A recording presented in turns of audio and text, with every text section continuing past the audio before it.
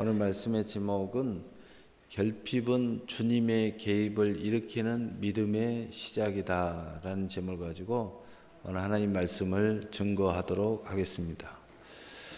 우리 인생을 살아가다 보면 결핍이 찾아옵니다. 이 결핍, 궁핍 이런 것들이 찾아오게 되고 여기에 대해서 우리가 이 문제를 해결해 보려고 이렇게 저렇게 예를 쓰게 됩니다. 그러나 여기에 답을 찾지 못하면 혼란에 빠집니다. 혼란스러워하고 또 마음의 인생의 공허함을 느끼게 되고 결국은 온 인생을 통째로 유리방황하는 상황이 벌어집니다. 그래서 어떤 사람이 한 가정에 그런 사람이 발생을 하면 그 사람이 온 가족을 끌고 이리저리 유리방황을 시작해요. 영적인 방황, 마음의 방황, 심지어는 삶의 방황도 시작돼요. 그래서 갑자기 잘 다니던 직장을 때려치고 갑자기 자기 신을 찾겠다고 엉뚱한 일을 하기 시작하기도 하고요. 또 자기가 가지고 있는 은사를 다 버려버리고 전혀 엉뚱한 데 가가지고 또 심지어는 산속에 가서 자연인 하겠다고 또 그런 사람도 있습니다.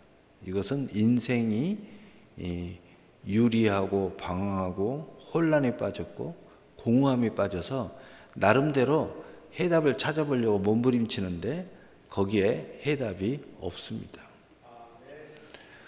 그래서 믿음 밖에는 해답이 없어요. 근데 믿음 안에서도 나름대로 그 믿음으로 그 답을 찾아보려고 하는데 자기의 의와 자기의 공로와 자기의 수고와 노력으로 그 해답을 찾으려고 하는데 사실은 거기에도 답이 없습니다. 그러나 이 복음의 진수를 맛보고 또 복음으로 말미암아 정말 하나님의 은혜를 알고 그리고 그 은혜 속에서 하나님의 영광을 대면하여 보고 그리고 그 하나님의 사랑이 무엇인 줄 알고 이제 우리의 삶이 하나님의 사랑과 동행하면서 늘 우리가 하나님의 얼굴을 대면하여 보는 경험이 있고 또 그렇게 해왔다가 갑자기 결핍이 찾아오고 궁핍이 찾아오고 혼란스러움이 찾아왔다 하더라도 이런 사람들은 바로 은혜의 하나님, 그 복음의 진수를 맛보기 때문에 내 공로를 의지하지 않고 오직 우리 주 예수 그리스도의 공로를 의지하고 예수님의 개입을 찾기를 소망한다는 거죠. 그런데 여기에 바로 답이 있는 것이죠. 그것이 바로 은혜의 신앙인 것입니다. 은혜의 신앙, 이 은혜의 믿음의 고백이 이루어질 때 결국 주님의 개입이 시작되게 되는 것입니다. 우리의 심령의 가난함이 천국을 찾고 이 결핍의 믿음이 천국을 소유하게 된다는 것이죠. 그래서 마태복음 5장 3절에 심령이 가난한 자는 복이 있나니 천국이 그들의 것이며 우리의 결핍이, 우리의 공허함이, 우리의 궁핍함이 심령이 가난함으로 바뀌면 그것을 심령이 가난함으로 내가 여기고 고백되어지면 오히려 그 기회가 천국이 임하는 기회가 된다는 거죠. 주님이 천국을 가지고 오셨는데 주님의 적극적인 개입으로 우리 안에 잠시 잃어버렸던 또는 아직까지 만나지 못했던 찾지 못했던 천국의 건설이 새롭게 일어난다는 거죠. 사실 우리에게 현실에서 모든 것의 필요가 채워지지 않고 있는 것도 사실입니다. 그럼에도 불구하고 항상 하나님께서는 우리의 필요를 채우시는 하나님을 믿는 믿음은 하나님의 역사를 일으킨다는 것이 사실이 되는 말씀을 전하려고 하는 것입니다. 그래서 빌립보서 4장 19절에 나의 하나님이 그리스도 예수 안에서 영광 가운데 그 풍성한 대로 너희 모든 쓸 것을 채우시리라. 세상에서는 최고의 천국적 잔치가 결혼식일 것입니다. 이 땅의 최고의 행복을 상징한다고 볼 수 있습니다. 하나님은 이 땅의 최고의 행복도 우리의 영원 사랑 때문에 그의 필요를 채워주신다는 것을 꼭 믿으시기를 바랍니다. 그리 시편 23편 1절 3절에 여호와는 나의 목자시니 내게 부족함이 없으리로다. 그가 나를 푸른 풀밭에 누이시며 쉴 만한 물가로 인도하시는도다. 내 영혼을 소생시키시고 자기 이름을 위하여 의의 길로 인도하시는도다. 아멘. 자, 그렇다면 오늘 이 혼인잔치를 통해서 이 결핍을 일으킨 상황, 주님의 개입의 그 우리의 삶 속의 실상을 오늘 찾아보려고 하는 것입니다. 먼저 주님의 개입을 부르는 결핍이 일어났습니다. 포도주가 떨어진 거예요. 그 당시에는 이 잔치에서 가장 중요한 것 중 하나가 이 포도주입니다. 근데 그게 사라진 거예요. 오아시스에 물이 사라진 거와 마찬가지입니다. 내가 이 찐빵을 먹는데 그 안에 아무것도 안 들어있는 거예요. 요한복음 2장 2절 4절에 예수와 그 제자들도 혼례의 청함을 받았더니 포도주가 떨어진지라 예수의 어머니가 예수에게 이르되 저들에게 포도주가 없다 하니 예수께서 이르시되 여자여 나와 무슨 상관이 있나이까 내 때가 아직 이르지 아니하였나이다. 아멘. 먼저 혼인잔치에 포도주가 떨어졌습니다.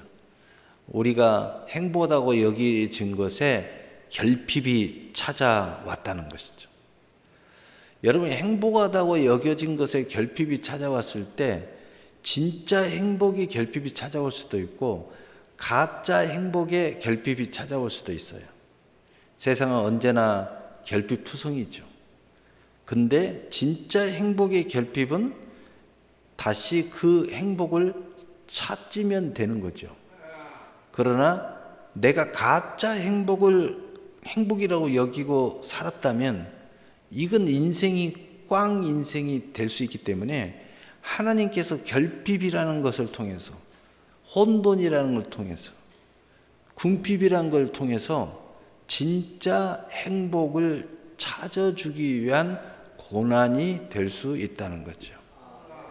그래서 내가 세상에 있으면 언제나 결국은 이 가짜 행복을 깨트리는 결국 결핍이 찾아오게 되는 것입니다. 그 가운데 주님이 찾아오셔야 결국은 완성된 인생사가 시작된다는 거죠. 두 번째로 예수에게 어머니가 포도주가 떨어졌다고 말합니다. 할 수 있는 대로 해보는 인간의 모습이죠. 여기저기 찾아다니면서 해결해 보려고 하는 겁니다. 그러나 오늘 예수님께 그렇게 했다는 것은 또한 우리의 은혜가 있고 믿음이 있고 또 공로를 내세우던 이 기도하는 모습으로 우리는 상상할 수가 있습니다. 언제나 우리의 어떤 상황이 벌어져도 그 결핍에는 기도가 있어야 된다는 거죠. 그래서 인간은 언제나 결핍을 해결하려고 하지만 결국은 세상 안에서는, 육체 안에서는, 결국은 진짜 예수님을 통한 해답을 얻지 못한 사람들은 결국은 절망할 수밖에 없는 상황이 벌어진다는 거죠. 그래서 인간은 절망의 존재다, 유리하는 존재다, 방황하는 존재다, 이렇게 이야기하고, 어떤 사람은 그것을 아주 아름답게 표현했어요. 생각하는 갈대다. 해답을 얻지 못하고 이렇게 생각했다가 저렇게 생각했다가 하는데 거기에 답을 못 찾는다는 거죠. 그래서 여기에서 우리는 진짜의 길을 찾느냐 또 허무한 길을 찾느냐, 바로 믿음이냐 정욕이냐의 방법을 사이에서 우리는 오락가락 한다는 거죠. 그러나 우리는 다시 한번 말하지만 예수님이 답이다. 세 번째로 여호와여 나와 무슨 상관이 있나이까, 내 때가 이르지 못했다고 예수님께서 말씀하고 있습니다. 우리의 생각대로 되지 않을 때에 믿음의 사람도 믿음의 도전을 받습니다. 이게 분명히 믿음으로 내가 기도했는데, 어떤 분이 대전 사람은 아닌데 멀리서 상담을 왔어요. 아주 심각한 일이 벌어졌었죠. 근데 목사님 제가 분명히 응답받았거든요. 확신을 하거든요. 그런데 이런 상황이 벌어졌어요. 이게 도대체 무슨 일입니까? 이렇게 하소연을 하는 거예요. 이게 단순한 문제가 아니에요. 생명의 문제였기 때문에 아주 심각한 거예요. 잉태했는데 애가 그만 그렇게 된 겁니다. 그래가지고 아주 너무너무 절망하면서도, 그런데 절망할 수 없는 믿음의 사람이기 때문에 거기서 해답을 찾아보려고 몸부림치는 거예요. 해답을 못 찾으면 자기의 믿음이 뭔가 유리할 것 같은 그러한 두려움을 갖는 얼굴의 표정이었어요. 항상 우리의 생각대로 되지 않을 때 믿음은 도전을 받습니다. 그러나 우리는 알아야 됩니다. 좋은 일은 하나님의 일이고 나쁜 일은 하나님의 일이 아니다. 이런 잘못된 생각에서 벗어나야 돼요. 좋은 일이든 나쁜 일이든 하나님이 하실 수 있어요. 그걸 아셔야 됩니다. 항상 우리는 우리가 나름대로 길을 딱 제시해 놓고 있는데 하나님은 우리가 생각하는 것과 전혀 다를 수 있다는 거죠. 그래서 이사야 선지자는 하늘이 땅보다 높은 것처럼 하나님의 생각과 우리의 생각은 전혀 다르다. 이렇게 말을 합니다. 그럼 우리가 생각대로 되지 않을 때 믿음은 도전을 받아요. 분명히 내 나름대로 믿음인데, 근데 믿음의 도전을 받을 때 여기서 이제 문제가 생기는 겁니다. 계속 믿음으로 갈 거냐, 아니면 원망 불평으로 갈 거냐, 또 그럼에도 불구하고 믿음을 고백할 거냐, 아니면 하나님이 어떻게 이렇게 할 수 있어? 라고 계속 유리할 거냐. 여러분, 은혜를 의지하는 믿음은 주님의 개입을 부른다는 사실을 아시기를 바랍니다. 주님의 개입은 꼭 현실적으로 꼭 일어날 수 않을 수도 있어요. 왜냐하면 그의 그 고난의 그 키가 우리의 믿음의 성장이라고 하나님께서 제시를 한다면 현실적 해답은 얻지 못했지만 영적 해답은 얻는다는 거죠. 다시 말해서 믿음의 성장이 일어난다는 거죠. 그래서 가끔 그런 이야기를 하죠. 좋은 방법으로 성장하십시오. 나쁜 방법으로 성장하지 않는 게 좋습니다. 좋을 때 잘하세요. 이런 이야기 가끔 하죠. 무슨 이야기냐면 성경에 이런 말이 있어요. 지금은 은혜 베풀 때 너희가 은혜를 받을지어다. 구원의 날에 구원을 받을지어다. 그러니까 은혜 때 은혜를 받아야지. 그걸 거절하고 자꾸 방황하면 은혜가 은혜되지 못하는 거예요. 그래서 그 은혜의 길로 하나님 인도하기 위해서 소위 우리가 볼 때 하나님이 하지 않는 것처럼 좋지 않는 방법이 우리 앞에 놓인다는 거죠. 그래서 은혜를 의지하는 믿음은 주님을 개입을 부른다는 거죠. 그러나 은혜를 의지하지 않는 믿음은 더 큰 유리와 방황을 우리에게 불러올 수도 있다는 거예요. 처절하게 잃어버리고 나서야 주님의 은혜를 의지하게 되는 거죠.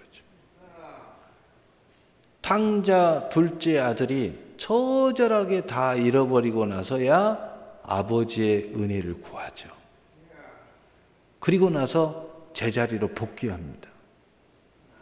믿음은 항상 저울에 달린다는 사실을 아시기를 바랍니다. 우리가 지금 잘하고 있어도 믿음은 항상 하나님의 저울에 올라갑니다. 그래서 우리의 믿음을 하나님께서 때로는 달아보시기도 하고 때로는 심하게 시험을 주기도 합니다. 그러나 하나님께서 우리의 믿음을 달아보실 때는 항상 하나님은 우리를 그저 나쁜 시험을 하려고 하는 게 아니고 우리에게 더 큰 복을 주시려고 하는 거죠. 인생의 새로운 차원의 더 큰 세상을 열어주려고 하는 거죠. 그러나 거기서 통과하지 못하면 다시 제자리로 앉는 것처럼 제자리 걸음을 하는 거죠. 네 번째로 항상 문제의 답은 믿음에 있다는 것입니다. 시작도 믿음이고 과정도 믿음이고 결과도 믿음이라는 말이 있습니다. 또 시작도 은혜고 과정도 은혜고 결과도 은혜라는 말도 있어요. 그런데 우리는 이 똑같은 단어인데 왜 이걸 모를까? 시작할 때는 그게 은혜인지 몰랐어요. 과정 중에 하나씩 깨닫는 거예요. 그런데 어떨 때는 은혜인 것 같고 어떨 때는 내 수고인 것 같아요. 근데 결말로 가니까 처음도 은혜였고 과정도 은혜였고 결말도 은혜였더라. 그래서 처음도 과정도 결과도 은혜로다, 믿음이로다 라는 말이 있다는 거예요. 여러분, 그래서 믿음은 천국 열쇠다는 거죠. 곧 이 말은 은혜는 천국 열쇠라는 이야기예요. 예수님의 거절 속에서도 믿음의 도전은 계속돼야 된다는 거죠. 예수님의 거절 속에서도 은혜의 믿음은 살아서 약동해야 된다는 거죠. 견뎌야 되는 거예요. 하나님의 약속을 믿어야 된다는 거죠. 의지해야 된다는 거죠. 그래서 기대해야 된다는 거죠. 믿음은 주님을 믿고 나가는 것입니다. 그래서 마태복음 17장 20절에 이르시되 너희 믿음이 작은 까닭이라 진실로 너희에게 이르노니 만일 너희에게 믿음이 겨자씨 한 알만큼만 있어도 이 산을 명하여 여기서 저기로 옮기라 하면 옮겨질 것이요 또 너희가 못할 것이 없느니라. 두 번째로 믿음의 개입을 계속 믿고 나가는 믿음이 천국 문을 열 수 있다는 거죠. 그래서 은혜를 의지하는 믿음은 절대 포기하지 않습니다. 왜냐하면 은혜를 의지하는 믿음은 포기를 모르기 때문이에요. 왜냐하면 그 포기하는 이유를 어디에서도 찾을 수가 없어요. 은혜를 의지하는 믿음은.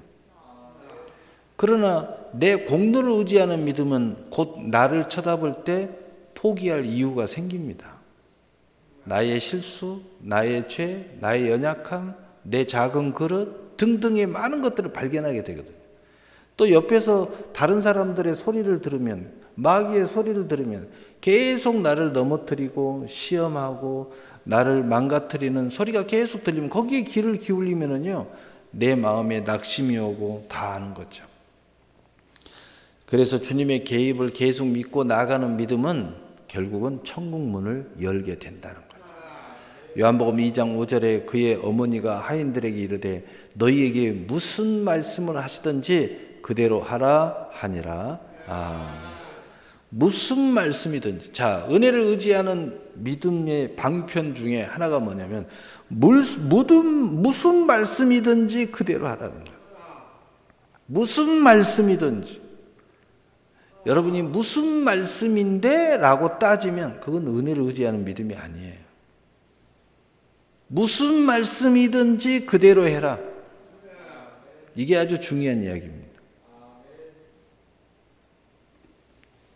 제가 상담을 하고 코가 이만큼 빠지고 인생이 다 망가져갖고 상담을 해도요, 무슨 말씀인지 그대로 해라라고 그렇게 마음 먹고 찾아오는 사람은요 1000명 중에 1명도 안 돼요.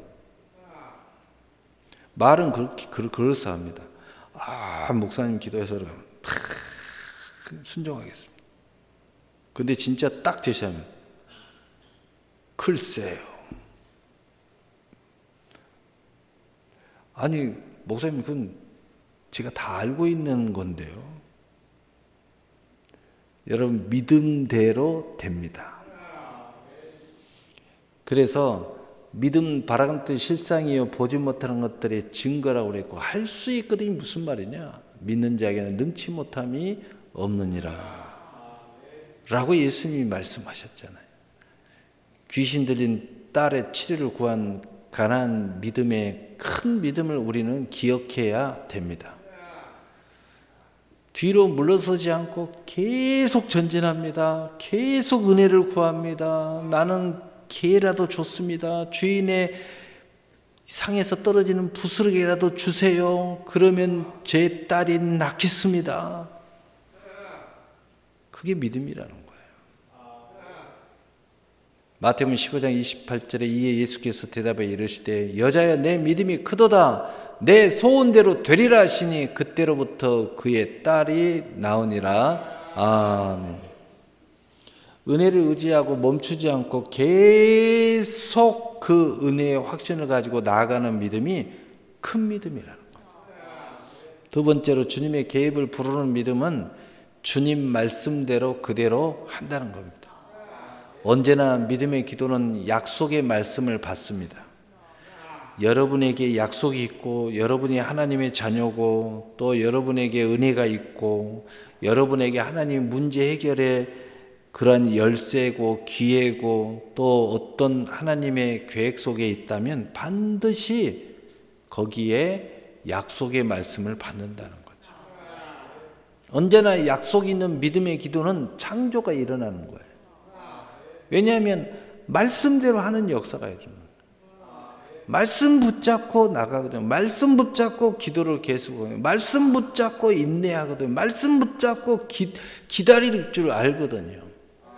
말씀 붙잡고 어떤 일이 있어도 입에다가 재갈을 먹이면서 마음에 믿어 의에 이르고 입술에 신함으로 구원에 이르듯이 말씀으로 하나님의 약속을 창조하는 선언이 계속 일어나거든요.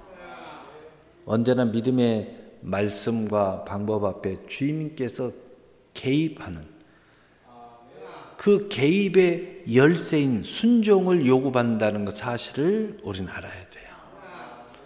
그 순종이 어떠한 거든 은혜를 의지하고 주님의 개입을 절실하게 원하는 사람, 정말 100% 원하는 사람은 순종이 오히려 안심이 됩니다. 하나님이 내게 이걸 요구할 때 안심이 됩니다. 하나님이 뭔가 해결해 주려고 뭔가 방법을 제시할 때 오케이, 이제 됐다. 지금 하나님이 개입을 하지 않으셨어요. 그런데 나에게 뭔가 제시해서 그 순간에 아멘! 하나님이 제시할 때는 이제 답이 온 거예요. 하나님이 순종을 요구할 때는 이제 순종만 하면 되겠다는 뜻이에요. 얼마나 위로가 됩니까? 그러나 믿음이 없는 사람은 순종을 거절하겠죠. 은혜가 뭔지 모르는 사람은 순종을 거절합니다. 주님의 개입을 사실상 별로 원하지 않았던 사람도 순종을 거절하겠죠. 그러나 정말 내가 주님을 의지하는 믿음을 가진 사람은 순종을 요구하는 것이 오히려 큰 위로가 됩니다. 말씀이 내게 주어서 그 말씀대로 하라라는 말씀이 내게 큰 안심이 됩니다. 마태복음 21장 21절 22절에 예수께서 대답하여 이르시되 내가 진실로 너희에게 이르노니 만일 너희가 믿음이 있고 의심하지 아니하면 이 무화과 나무에게 된 이런 일만 할 뿐 아니라 이 산더러 들려 바다에 던지라 하여도 될 것이요 너희가 기도할 때 무엇이든지 믿고 구하는 것은 다 받으리라 하시니라. 아멘. 세 번째로 믿음의 승리는 주님의 개입으로 결핍을 채우고 풍요의 선물을 받게 됩니다. 결국은 하나님의 계획이 영적이나 혼적이나 우리의 성장이나 또 우리가 새로운 차원으로 인도나 실제로는 그런 부분이었다 할지라도 결국은 보여지는 풍요의 선물도 찾아온다는 거예요.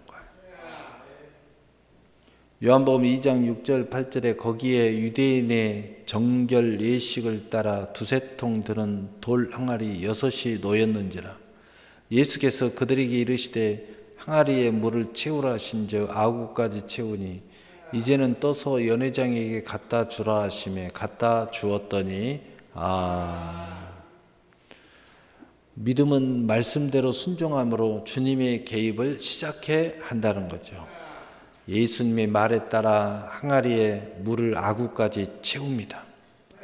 언제나 믿음은 말씀을 따라 순종함으로 천국을 침노하게 돼 있고 그 영적이나 혼적인 것이 우리의 실상에 드러나도록 되어 있다는 거죠.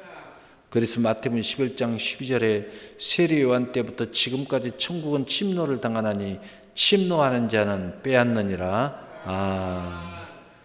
언제나 믿음은 말씀을 따라 순종함으로 기적의 길을 간다는 것입니다. 이제는 은혜를 의지하고 하나님의 그 개입을 의지하고 하나님의 말씀이 순종을 요구할 때 이제는 그것이 위로가 되고 이것이 안심이 된 사람들은 거침없이 모험을 시작합니다. 거침없이 이제 그 순종의 기적의 길을 가는 것입니다. 많은 사람들에게 그런 이야기를 하죠. 믿음은 모험이야. 믿음은 위험한 길을 가지만 기회의 길이야. 거침없이 가. 그런데 못 가는 사람이 대부분이에요. 그래도 믿음이 없는 게 아니에요. 믿음이 있는데도 못 가요. 그럼 왜 그럴까요? 이미 하나님의 말씀이, 순종을 요구하는 말씀이 오히려 나의 안심이 되고 위로가 되고 이제 됐다라는 마음이 없기 때문이에요. 근데 이 마음이 왜 없을까요? 그 이전에 하나님을 신뢰하거나 또 은혜의 체험이 없기 때문이죠. 그러나 그것을 가지고 있는 사람들은 이 신호가 오면 야 이제 됐어. 여러분 엘리야가 비 오기를 간절히 기도하며 하늘에서 손바닥만한 구름 한 점을 보았습니다. 모든 사람들은 비가 오지 않을 거라고 이야기합니다. 그러나 엘리야의 눈에는 그 손바닥 한 구름 하나가 하나님이 보내신 신호로 받아들였습니다. 그래서 엘리야는 담대함이 생겼습니다. 야, 소식을 왕에게 전해라. 곧 비 온다고. 얼마나 대단합니까?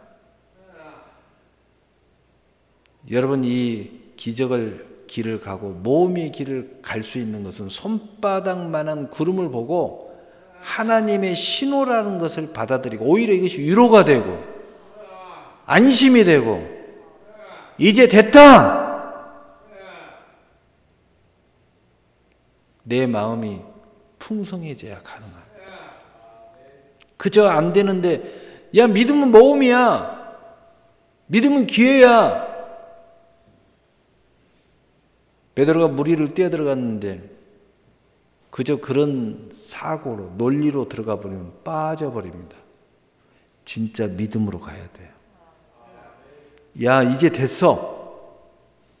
진짜 이제 오는구나.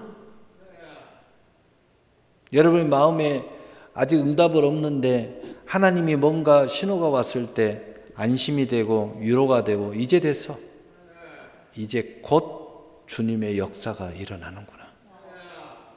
나는 즐거움으로 확신에 찬 힘으로 환호성을 올리는 그 믿음의 발걸음이 옮겨지는 거예요.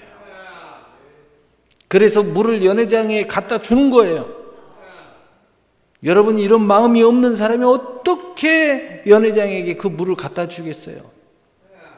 물을 갖다 준다고요? 손님들이 뭐라고 할까요? 야, 이 미친놈아, 왜 물을 떠와서 포도주를 안 갖고 오고, 이 난감한 상황이 벌어질 수도 있잖아요. 정말 주님의 말씀이 의지하고 간다는 것. 언제나 믿음은 모험입니다. 언제나 하나님은 우리의 믿음이 얼마나 하나님의 말씀대로 순종하는 것을 그 말씀을 신뢰하는가를 또한 시험하고 있다는 거예요. 그래서 늘 믿음은 도전을 받고 믿음은 늘 시험을 받습니다. 심지어는 하나님은 시험하지 않는데 내 자신 스스로가 나를 시험하게 되는 거예요. 내가 그것을 통과해야 내 스스로 그것을 아멘 할 수 있어요. 기적의 주인공이 되는 거예요. 그래서 히브리서 11장 17절에 아브라함은 시험을 받을 때 믿음으로 이삭을 드렸으니 그는 약속들을 받은 자로 돼 그 외아들을 드렸느니라. 그래서 아브라함은 유대한 거예요. 그래서 우리는 아브라함과 함께 복을 받는 거예요. 그 이유가 뭐예요? 우리도 아브라함 같은 믿음 가져야 된다는 겁니다. 고린도전서 3장 13절에 각 사람의 공적이 나타날 터인데 그 날의 공적을 밝히리니 이는 불로 나타나고 그 불이 각 사람의 공적이 어떠한 것을 시험할 것임이라. 세 번째로 믿음의 순종은 기적을 창조하고 결핍을 풍성히 채우는 역사에 이른다. 물로 된 포도주를 맛보고 칭송하는 연회장이 아주 진짜 잔치다운 잔치가 벌어지기 시작하는 거예요. 야, 보통 연회장에는 좋은 술을 내고 이제 우리가 술이 취하면은 나쁜 술을 내는 것인데 어찌된 영문인지 이 집은 더 좋은 것을 주냐 하면서 흥이 나고 더 칭송하는 역사예요. 기적이 일어난 현장이 된다는 거죠. 행복이 회복한 삶의 모형입니다. 진짜 주님이 개입하셔야 보여지는 것이 충족되는 것이 중요한 게 아니고 그 과정 속에서 내 믿음이 작동됐다는 거예요. 그 과정 속에서 주님이 개입하셨다는 거예요. 동시에 믿음 충만, 내 생각 충만, 그리고 삶의 정말 열매로 충만되어졌을 때 진짜 행복에 회복하는 삶이 이루어진다는 거죠. 여러분 가정에 아무리 좋은 음식을 먹는다고 회복이 됩니까? 아무리 부자가 된다고 회복이 됩니까? 거기에 주님의 개입이 일어나고 거기에 내 믿음의 고백이 일어나야 청국장 하나를 먹더라도 거기에 삶의 회복이 일어나는 거예요. 믿음은 언제나 삶의 증거를 주지만 그 안에 주님이 계셔야 됩니다. 그 안에 내가 믿음을 따라 모험을 넘어가고 주님을 의지하여 연회장에게 그 물을 떠다 주는 역사가 경험되어졌을 때 진정한 증거를 갖는다는 거예요. 이게 없는 삶의 열매, 이게 없는 삶의 축복, 항상 흔들리게 돼 있어요. 항상 상황이 벌어지면 하나님은 기적을 줬지만 나는 기적을 인정하지 않는 상황이 벌어지는 거죠. 그래서 똑같은 상황이 벌어지면 여전히 나는 믿음 없는 사람으로 또 그 상황을 대하는 거예요. 믿음은 언제나 결핍을 채워줍니다. 그런데 이 결핍이라는 것이 믿음 안에 믿음이 성장하는 결핍을 채워야 돼요. 믿음 안에서 주님과 함께 동행함으로 함께 기적을 일으키는 주님의 개입의 결핍을 채워야 돼요. 하나님과 동행하기 무엇인지, 신앙생활이 무엇인지의 결핍을 채워야 돼요. 내가 막연하게 신앙생활하고 막연하게 아이고 뭐가 뭔지 모르겠는데 하나님이 다 좋게 하시네. 여러분 그것도 좋지만 이제는 여러분의 마음 속에서, 여러분의 정말 생각 속에서, 여러분의 믿음으로 하나님이 뭔지 모르는데 그냥 좋게 하셨네가 아니라 하나님이 이렇게 개입하셨구나. 하나님이 나를 사랑하심으로 개입하셨구나. 하나님이 내게 믿음을 줘가지고 은혜를 줘가지고 내가 은혜로 구체적인 모험을, 옛날 같으면 이거 못했을 텐데 내가 이렇게 했네. 그래서 이 역사를 일으켰네. 야, 내가 이제 하나님과 동행하는 것이 뭔지 좀 알겠어. 하나님과 얼굴을 대면하여 본다는 것이 이제 내가 뭔가 알겠어. 이런 결핍이 채워진 풍요와 기쁨이 우리에게 있어야 된다. 이것을 위해 하나님은 이런 과정을 개입하신 거예요. 여러분 때로는 그런 생각을 해요. 왜 하나님 우리 고난을 자꾸 주는 거야? 왜 이렇게 자꾸 문제를 주는 거야? 왜 이렇게 결핍을 주는 거야? 그냥 축복만 해 주시지. 내가 다 믿음 갖고 있는데. 우리가 이 모든 과정을 통해서 하나님께서 우리의 성장과 하나님의 얼굴과 영광이, 살아계신 하나님의 얼굴을 대면하여 보며 사랑의 교제를 하고 함께 동행하기를 원하시는 하나님의 역사라는 거예요. 그걸 몰랐던 신앙생활에 이제 아는 거예요. 욥이 이런 이야기를 합니다. 내가 환난을 당하기 전에는 하나님을 귀로만 들었는데 내가 환난 속에 있는 나를 통하여 이제 내가 하나님을 내 눈으로 봅니다. 하나님은 눈으로 보기를 원하는 거예요. 하나님은 마음으로 교제하기를 원하는 겁니다. 매일매일 하나님의 얼굴을 대면하며 하나님과 함께 살아가기를 원하는 거예요. 믿음은 언제나 영광을 드러내는 거예요. 그래서 이 역사가 일어났을 때 잘 모르겠는데 하나님이 이렇게 하셨어가 아니라 하나님이 이렇게 구체적으로 나와 함께 호흡하시며 이렇게 개입하시고 그리고 나에게 이런 기회를 주셔서 이렇게 내가 믿음의 진보를 이루어 내가 이런 영광을 드러내 주셨는데 하나님께 오직 영광, 그런데 그 영광을 내게 주셨네. 왜? 많은 사람들은 나에게 영광을 돌리고 있는 거야. 왜? 내가 그 기적의 주인공이니까. 야, 내가 하나님께 영광을 돌려야 되는구나. 내가 영광을 하나님께 돌려야 되는 게 진짜구나. 저 사람들은 지금 내게 일어나는 이 보여지는 것만 보고 내가 대단하고 이야기하는데 내가 여기서 아니야, 하나님이 하신 거야.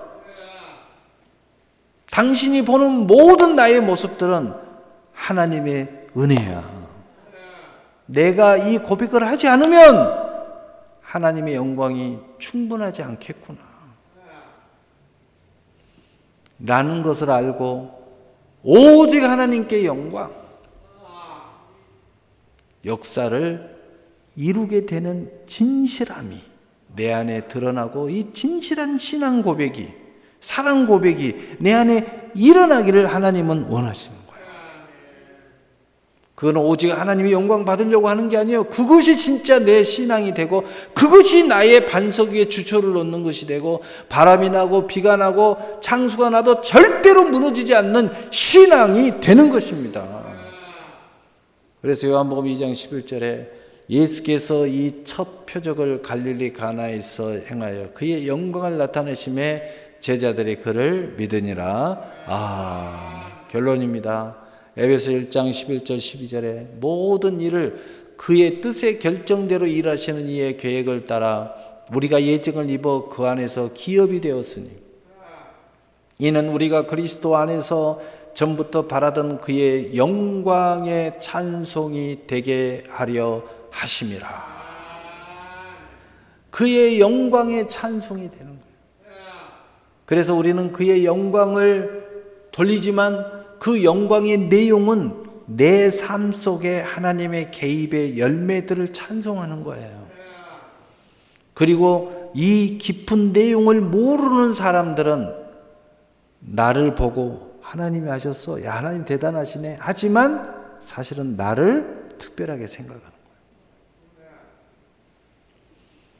우리 모두는 세상에서 사는 동안에 어려움에 직면하고 있다는 것이 사실입니다. 그러나 이런 모습이 우리 인생의 결과는 아닙니다. 첫째는 이 모든 결핍이라는 것이 하나님의 계획이라는 것입니다. 둘째는 이 모든 믿음의 과정의 계획을 따라 가는 길목이라는 것입니다.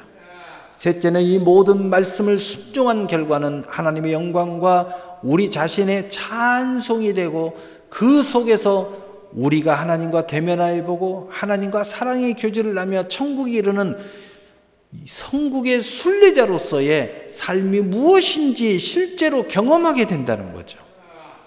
그래서 이 삶을 실제로 경험하기 시작하면 우리는 이 세상에서 절대로 주도권을 뺏기지 않습니다.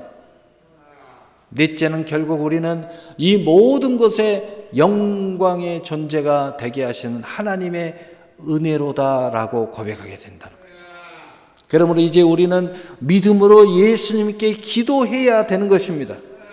우리는 어떤 상황이든지 아직까지 그런 영광이 내게는 있든지 없든지 내게 정말 은혜의 믿음이 있다면 우리는 간절히 예수를 기도해서 예수님이 개입하기를 사모해야 됩니다. 이 속에는 보여지는 응답이 더 중요한 것이 아니라 오늘 말씀 듣는 사람은 그 속에서 하나님이 내 안에서 하고자 하는 일, 내 믿음의 성장, 하나님과 호흡, 하나님의 영광을 드러내서 하나님과 함께 사랑의 교제를 하며 동행하는 더 놀라운 계획이 있다는 것을 우리는 이제 기억하고 거기에 참여하려고 하는 믿음의 신앙 고백이 있어야 된다는 거죠. 그리고 예수님께서 하시는 말씀에 믿음의 길을 열어야 되는 것입니다. 그 후에 그 말씀을 따라 믿음으로 순종해야 합니다. 이 말씀이 들을 때 큰 위로가 돼야 됩니다. 오히려 믿음의 확신이 들어야 됩니다. 이제는 모험하는 것이 두려워하지 않아야 됩니다. 세상 사람들이 너 어쩌려고 그러냐 라고 말해도 아니야, 이 길이 가장 안전한 길이야, 이 길이 가장 승리의 길이야, 이 길이 진짜 인생의 길이야 라고 말할 수 있어야 됩니다. 오직 은혜를 의지하는 사람은 가능합니다. 이제 의심과 약속 사이에서 믿음으로 승리한 후에 모든 궁핍을 채우고 넘치는 풍성한 하나님의 영광 속에서 여러분의 존귀한 기업과 이 존귀한 가정과 그리고 존귀한 복음의 능력의 사람으로 간증하게 될 것입니다. 바로 여러분이 이 주인공이 되셔서 여러분이 되셔서 은혜 속에 계획되어진 결핍의 필요를 채워져 다 지나간 후에 참 멋진 승리였지. 이 속에 하나님의 더 깊은 사랑이 있었지. 그리고 그 사랑이라는 것이 하나님과 나와의 사랑의 교제 속에서 동행을 원하시는 하나님의 그 영광이 드러나고 그 속에서 그 영광을 우리에게 돌려주셨지. 그 멋진 승리였어 라고 온 우주와 온 누리와 온 사람들에게 선포하시는 주인공이 되는 복음의 진수를 나타내는 여러분이 되시기를 주 예수 그리스도의 이름으로 축복합니다. 축복합니다. 아멘.